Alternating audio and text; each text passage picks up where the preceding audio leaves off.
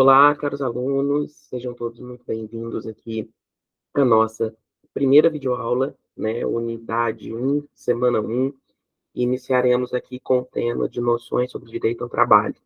Então, sendo todos acolhidos, tá? Espero que o conteúdo seja proveitoso e chegue para todos, ok? Eu vou fazer a apresentação aqui dos slides para que vocês possam acompanhar enquanto assistem o meu vídeo. E esses slides também estarão postados no material didático com formato em PDF, caso vocês queiram, né, baixá-los para relerem, estudarem, enfim, estará disponibilizado para vocês também, tá? Eu vou iniciar aqui o compartilhamento para a gente poder fazer uma breve apresentação.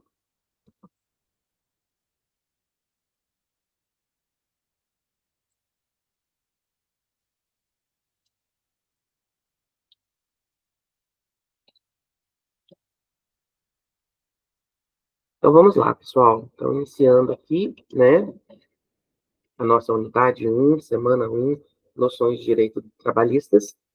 Vamos falar um pouquinho sobre como surgiu tudo isso, né? Deixei para vocês também disponível um vídeo que fala um pouco sobre a história do trabalho, tá? E também sobre a história das relações de trabalho. Então, se por acaso vocês ainda não assistiram, estava lá no roteiro de cronograma de estudo da semana, mas recomendo que assistam esse vídeo primeiro, antes da minha videoaula.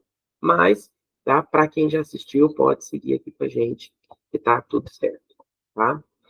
Então vamos lá. Primeiras reflexões que eu gostaria de deixar aqui para vocês, para a gente entender um pouquinho, né, dessa dinâmica dos direitos trabalhistas, do que são, a quem se aplica, quando surgiram, enfim.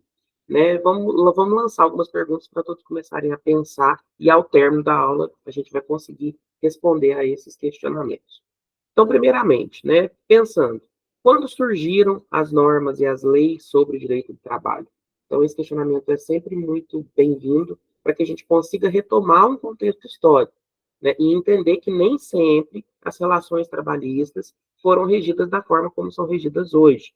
E também, né, a gente vai chegar à conclusão de que elas estão em constante modificação. Então, as leis trabalhistas não são estáticas, elas modificam ao longo do tempo, porque a sociedade, né, evolui, a sociedade modifica e, consequentemente, claro, as relações de trabalho também, tá? Outra reflexão é sobre onde estão as principais normas que regem essa relação de trabalho. Então, onde que eu consigo consultar, quais são as informações, quais são as regras, né? A gente vai falar um pouquinho sobre isso também. A gente vai falar sobre a existência da diferença entre a relação de trabalho e a relação de emprego. É uma dúvida muito frequente, né? Eu, como professor da área, sempre escuto alguns questionamentos com relação a isso, então a gente procura, né, deixar isso bem claro. E por que que existe na área do direito, né? Por que que existe uma área do direito para tratar somente das relações de trabalho? A gente vai comentar brevemente sobre isso, tá? Então, primeiramente, né, num contexto mais universal, ou seja, no mundo, o surgimento do direito do trabalho esbarra muito lá na Revolução Industrial. Então, foi na Revolução Industrial onde as primeiras empresas começaram a surgir, onde o trabalhador começou a ter essa primeira ideia de que ele precisava sair de sua casa e ir para algum lugar, cumprir uma carga horária de trabalho. Até então, né, as empresas eram todas muito familiares, né, o trabalho era muito em torno dos artesãos, um trabalho manual, e não tinha assim, essa ideia de que havia um espaço físico onde eu me desloco, e lá, nesse local, eu cumpro uma carga horária e executo uma atividade laboral. Então, foi lá na Revolução Industrial que isso aconteceu, na Inglaterra.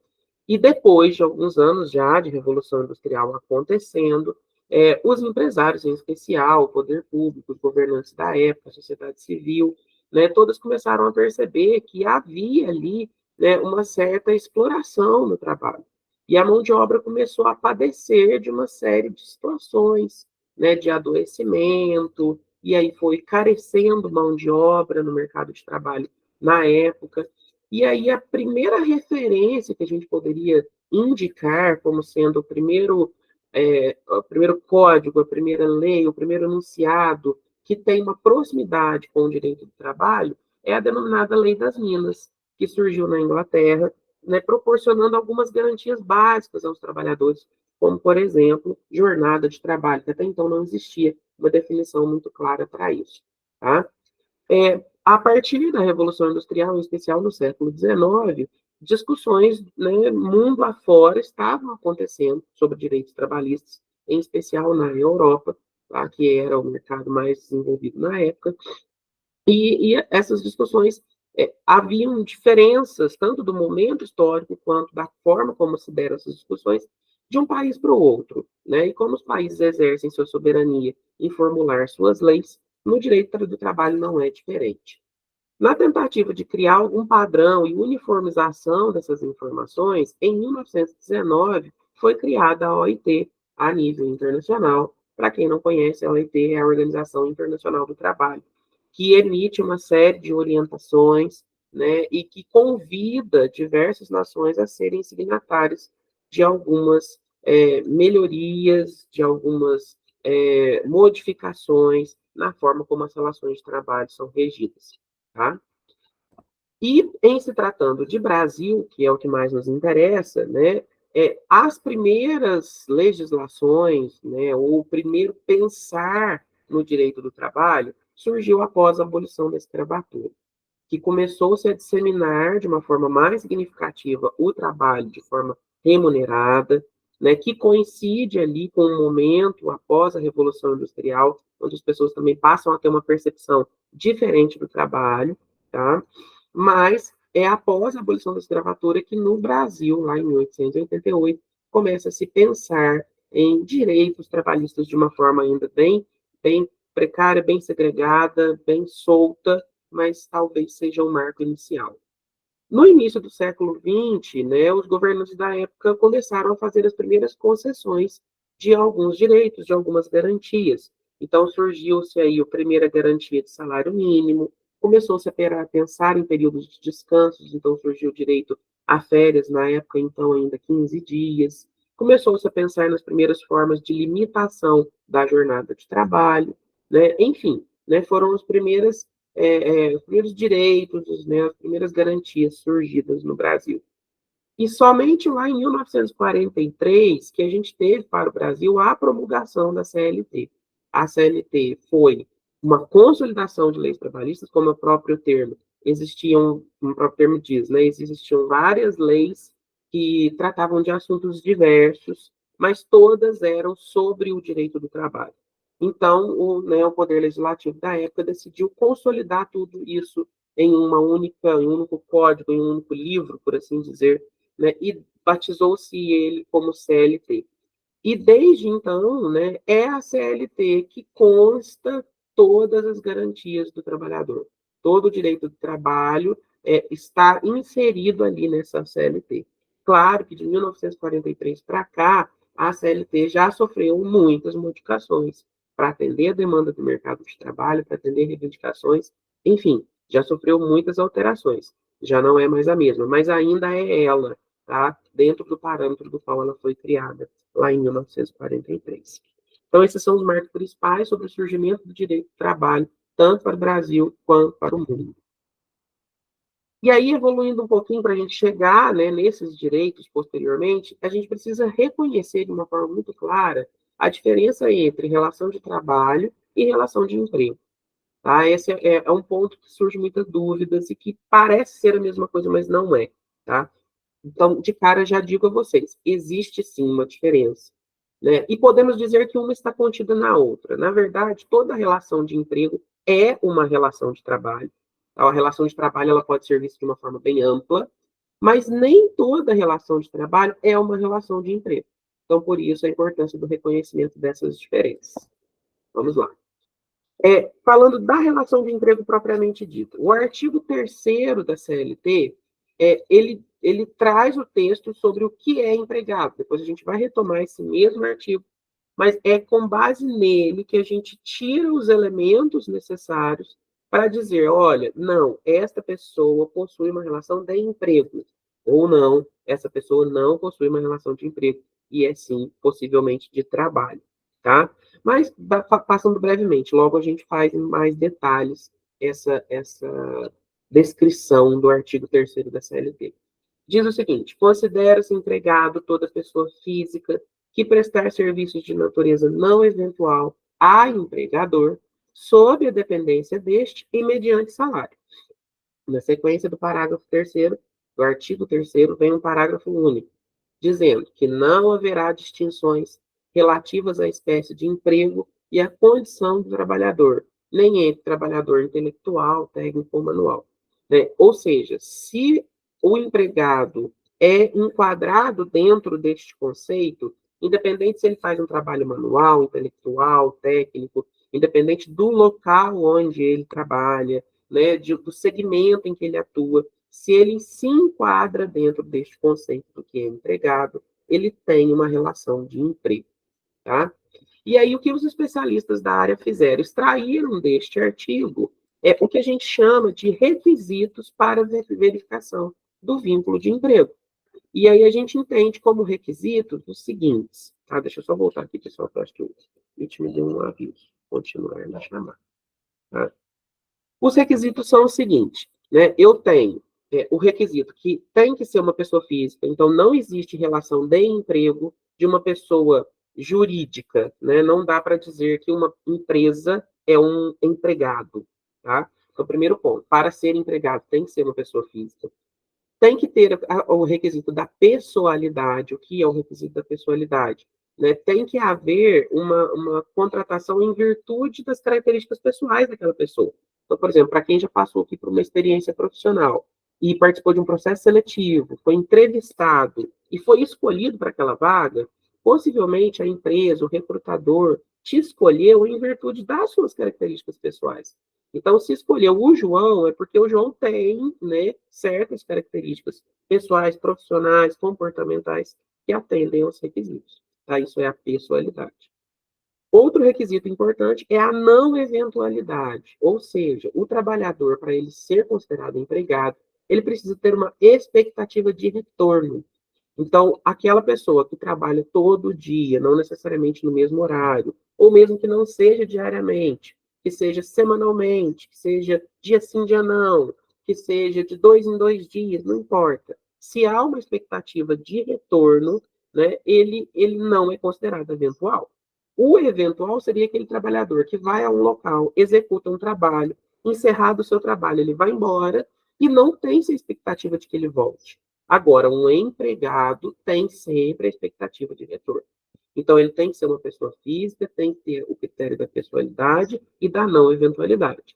A onerosidade diz respeito ao fato da pessoa ser remunerada, tá? Para quem não conhece, pessoal, onerosidade vem de ônus, né, que seria valores financeiros. Então, se eu recebo por um trabalho que eu executo, eu tenho esse requisito da onerosidade. Então, talvez isso faça de mim, né, um empregado, tá? E outro requisito, não menos importante, é a subordinação. Então, todo empregado que é contratado, né, por uma empresa ou por uma pessoa física, ele está ali subordinado a essa chefia, a esse empregador. É esse empregador que vai dizer para ele o que se faz, como se faz, que horas que ele entra, que horas que ele sai, que horas que ele tem um intervalo, de que forma ele precisa trabalhar, quais são as regras da empresa. E o empregado está subordinado a seguir essas regras, né, ou a executar o trabalho conforme lhe foi orientado. Então, ou seja, para eu verificar se a pessoa possui uma relação de emprego, eu tenho que repassar esses 5 requisitos. Se os 5 requisitos estão ok, né, a pessoa possui os 5 requisitos, então eu posso dizer que essa pessoa é um empregado, tá certo? Diferente, pessoal, da relação de trabalho, tá? A relação de trabalho ela vai acontecer quando esses 5 requisitos mencionados, pelo menos mesmo que seja um deles apenas, não é atendido, não é preenchido, então possivelmente essa pessoa não vai ter uma relação de emprego. Ela é um trabalhador, ela tem uma relação de trabalho, mas não tem uma relação de emprego, tá? Então, por exemplo, né, eu deixei aqui, ó, exclusividade, que é o local da prestação de serviço, dentre outros, né? Eu não preciso necessariamente ser exclusivo, né? Eu preciso ser não eventual.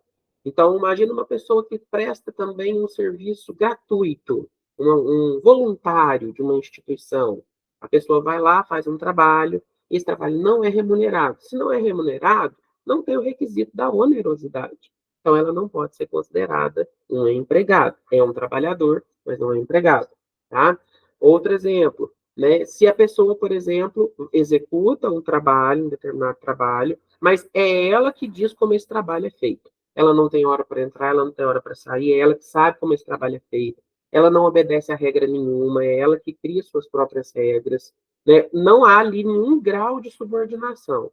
Então, se isso acontece, eu não estou diante de uma relação de emprego, estou diante da relação de trabalho, que é muito comum para os profissionais liberais que a gente conhece, como, por exemplo, né, um bombeiro, um eletricista, né, dentre tantos outros que a gente tem por aí. Então, por exemplo, se uma empresa contrata um eletricista para ir até lá resolver um problema, né, esse eletricista, gente, é ele que detém o conhecimento. Muito possivelmente a empresa nem vai saber dizer para ele como deve ser feito o trabalho.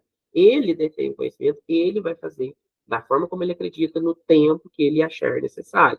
Então, não tem ali um grau de subordinação, não vai ter alguém dizendo para ele, faça desta ou faça de outra forma, chegue nesse horário, fique tanto tempo, né? Ele possivelmente é um autônomo, ele dirige a sua prestação de serviço e por isso não tem o requisito da subordinação. Então, tentei dar alguns exemplos aqui apenas para ilustrar, tá? Exemplos, né, de trabalhadores sem vínculo. O trabalhador autônomo, que eu acabei de citar, por exemplo, eletricistas, bombeiros e tantos outros que a gente tem por aí. O trabalhador eventual, né, que é aquele que vai, presta o serviço e não tem expectativa de retorno, então ele não cumpre o requisito da não eventualidade. Né? O trabalhador avulso, que aí é uma categoria muito específica que a própria CLT reserva, que são aí os famosos chapas que a gente conhece, que ajuda, né, no processo aí de carga e descarga ou movimentação de mercadorias, o mesmo acontece com os estivadores nos portos. Né? O estagiário, que tem uma categoria específica, criado por uma lei específica, e não considera-se que ele tenha um vínculo de emprego. Então, aqui tem alguns exemplos de trabalhadores, né, que não possuem um vínculo de emprego, ou seja, são trabalhadores, mas não são considerados empregados, porque lhes faltam um ou mais elementos daqueles 5 requisitos que a gente acabou, né, de trabalhar. Então, concluindo um pouquinho, né, dessa percepção, da noção do direito trabalhista, do conceito do que é empregado, do que é trabalhador, né, é importante que a gente pense o seguinte, né, o objeto de estudo do direito do trabalho, né, são os empregados. Afinal de contas, quando a gente pensa no trabalhador somente, que não tem vínculo de emprego, ele não vai estar submetido às leis trabalhistas. E conforme trabalhamos no início da nossa aula, estão ali contidas na nossa famosa CLT. Então, todos os dizeres ali da CLT, todas as leis, todas as regras se aplicam para aqueles que possuem vínculo de emprego, que a gente utiliza o termo seletista, né? Possivelmente alguns já escutaram. Então, a pessoa é seletista, ou seja, ela está sob o olhar e sobre as normas e regras da CLT, ou seja, ela é um empregado. Tá? Se for somente um trabalhador que não possui os 5 requisitos, ou pelo menos, né, não tenha o 5 completo, será somente um trabalhador, essa pessoa não vai estar submetida às regras da CLT. Né? Possivelmente vocês conhecem pessoas que trabalham como autônomos, né? De exemplo aí, um bombeiro hidráulico. Talvez vocês já conheçam uma pessoa, um bombeiro hidráulico, que já tenha dito, não, eu não tenho férias, né? Eu trabalho por conta própria, porque ele não é um empregado. A CLT diz que o empregado precisa ter férias, mas se ele não é um empregado, ele não está submetido às regras da CLT. Tá? E aí, respondendo a um dos nossos primeiros questionamentos, lá no nosso primeiro slide, que falava por que, que o direito do trabalho tem uma área, né, por que, que o direito tem uma área para se dedicar somente ao trabalho, é porque a temática trabalho ela é ampla o suficiente para se ter profissionais voltados para discussões dessa área. Então, isso é uma particularidade do Brasil, né, a título de curiosidade, mas existe no Brasil a justiça do trabalho, e por isso existe o direito do trabalho. E é muito comum a gente encontrar por aí, por exemplo, advogados trabalhistas. Né? São pessoas que conhecem, ainda têm conhecimento da área do direito, das leis em operação, mas que são especialistas em assuntos trabalhistas. Tá? E como direito, para toda regra, existem muitas exceções, o direito do trabalho não é diferente. Então, é importante, né, se ter um olhar voltado para esta área, tá? E aí, né, deixei esse último tópico importante. Antes de dizer que um trabalhador possui direitos resguardados para a CLT, a gente precisa saber, né, se ele é efetivamente um empregado. Então, por exemplo, se alguém chegar para mim e falar, Marcelo, eu tenho direito a férias, Marcelo, eu tenho direito a 13º, Marcelo, eu tenho direito a fundo de garantia, eu trabalho, tá? Ó, que bom, né? Você trabalha, mas antes de responder se tem direito ou não, lembrando que todos esses exemplos que eu dei são direitos previstos na CLT, eu preciso saber, você é um empregado ou você é somente um trabalhador? Então, a gente precisa consultar aqueles 5 requisitos, verificar se a pessoa passa naqueles 5 requisitos e assim dizer, não, é um empregado. E uma vez sendo, sim, você tem direito a férias, você tem direito a FGTS, você tem direito a 13º e outros direitos previstos, né, nesse instrumento legal. Tá? Para a gente finalizar, vou passar os 2 conceitos primordiais. Então, o que é empregador? A CLT vem e nos diz, tá? Lá no seu segundo artigo. Então, lá no comecinho da CLT, no segundo artigo, ela diz: considera-se empregador a empresa individual ou coletiva, então é um ponto importante, um empregador pode ser uma pessoa jurídica ou uma pessoa física. O empregador pode ser uma pessoa de um dono só ou uma empresa com vários sócios, tá? Então, pode ser individual ou coletiva, que, assumindo os riscos da atividade econômica, ou seja, né, quem colhe os frutos ali, se a empresa vai bem ou não, se a empresa dá lucro ou prejuízo, é esse empregador, né? É ele que vai assumir todo o risco. Se a empresa está indo bem, a empresa lucra, o lucro é dele. Se a empresa está indo mal, a empresa tem prejuízo, o prejuízo também é dele. Né? A CLT já deixa isso claro, porque eu não posso atribuir isso ao colaborador. Né? Eu não posso chegar, por exemplo, no empregado e dizer, ô empregado, esse mês eu não vou te pagar o salário porque eu tive prejuízo. Tá? Não posso. Quem assume os riscos da atividade econômica é o empregador, né? E o direito ao salário está garantido pela CLT. Tá? Estou dando esse exemplo só para ilustrar o conceito aqui. E o que, que esse empregador faz? Ele admite, ou seja, ele contrata, né, ele assalaria, ele paga salário e ele dirige a prestação pessoal de serviço. Ou seja, é ele que vai dizer, não, o João entra às 8 da manhã, né, a Maria chega às 9h30, o intervalo de almoço do Francisco é de tal hora a tal hora. Ele vai dizer, ó, o Antônio sairá de férias no mês de setembro. Então, é ele que faz a direção da prestação de serviço pessoal, bem como também diz como deve ser feito. Ele que diz como deve ser a abordagem de atendimento ao cliente, ele que diz como que é o procedimento interno na empresa, se tem que usar uniforme, se não tem, enfim, né, toda a questão que envolve a operação da empresa ali, é ele que tem o poder de dizer. E essa é a figura do empregador. Tá? E quem é o empregado? Aí eu volto naquele artigo 3º que a gente trouxe lá no início, porque é deste artigo que saem os 5 requisitos. Então, eu passei por ele brevemente, e agora eu vou passar por ele de uma forma mais minuciosa, para a gente conseguir identificar aqui, tá, esses 5 requisitos que fazem do trabalhador o empregado. E, consequentemente, fazem ele ter direito, né, às garantias previstas na CLT. Então, o que diz o artigo 3º da CLT? Que considera-se empregado, ó, primeiro requisito, toda pessoa física, primeiro requisito, que prestar serviços de natureza não eventual, tá? Então, não eventualidade, sob a dependência deste, e aí sob a dependência deste vem aqui, né, a subordinação, tá? E mediante salário, onerosidade. A Marcela ficou faltando um. O que está faltando aqui é a pessoalidade, tá? Aí a pessoalidade ela é extraída deste parágrafo único, que diz que não haverá distinções relativas à espécie de emprego, à condição do trabalhador, nem se é trabalho intelectual, técnico ou manual. Ou seja, eu contratei aquela pessoa, como disse anteriormente, em virtude das suas competências, do seu comportamento, das suas características pessoais, da sua experiência, enfim. Então, eu não farei distinção. É devido a essa pessoalidade, né, que ela contribui para a empresa. Então, aqui aparece o 5º requisito, que seria a pessoalidade. Então, por meio deste artigo 3º e do seu parágrafo único, a gente consegue extrair os 5 requisitos, que fazem do trabalhador um empregado. Tá, pessoal? Aqui eu deixo as minhas referências para você ir para essa aula. Espero que tenha chegado para vocês, espero que tenha ficado claro, tá?